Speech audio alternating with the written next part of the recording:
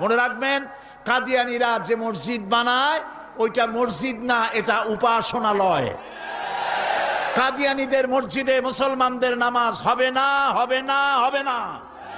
কারণ গোলাম মোহাম্মদ কাদিয়ানী কাফের, আর তাকে যারা নবী মানে তারাও কাফের। তাদের সাথে মুসলমানদের না না না, থামেন, না না না,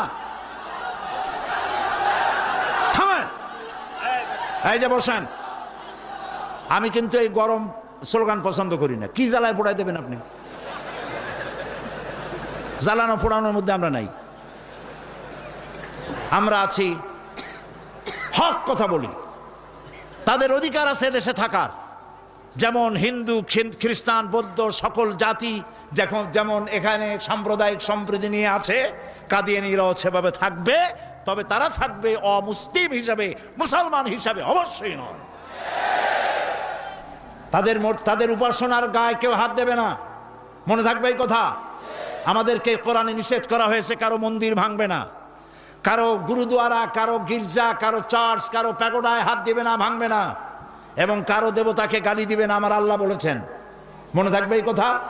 সুতরাং তাদের উপাসনালয় হাত দেওয়া যাবে না। যেমনি বানাইছে তেমনি থাকুক, তারা নামাজ পড়বে। আমি আমার জনগণকে সতর্ক করছি, ওদের মসজিদ মসজিদ নয়, উপাসনালয়। ওটাকে মসজিদ বলা জায়েজ নাই, এটা উপাসনালয়। কোন মুসলমানের নামাজ এখানে হবে না, মনে থাকবে। মাথা গরম করবেন না কখনো। ইসলাম এই মাথা গরমে পছন্দ করে না। আস্তে আস্তে কোনো জায়গায় নিজেরা বসে বসে বোমা বানাইয়া তারপর আন্দাজে যাই এক এক জায়গায় হামলা করবেন, ইসলাম এটা মানে না, ইসলাম এটা বলে না। আপনি মাথা ঠান্ডা করবেন এবং আইন শৃঙ্খলা মেনে কাজ করবেন। নিজের ইচ্ছা মতো গোপন হামলা করা, গোপনে অস্ত্র তৈরি করা ইসলামের কোনো অনুমোদন নাই।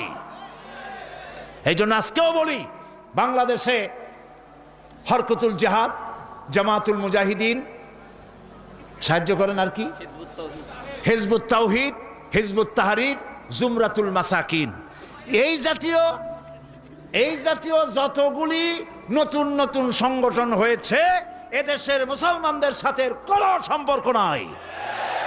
এগুলারে যেখানে পাবেন সেখান থেকে ধরে পুলিশে ধরিয়ে দিবেন। এরা বাংলাদেশের দুশ্মন, এরা মুসলমানদের দুশ্মন। আমার দেশের সাম্প্রদায়িক সম্প্রীতি বিনষ্ট করে এবং বোমাবাজি করে এই দেশকে বদনাম করে আমেরিকাকে তারা দাওয়াত করতে চায়, তারা বুশকে দাওয়াত করতে চায়।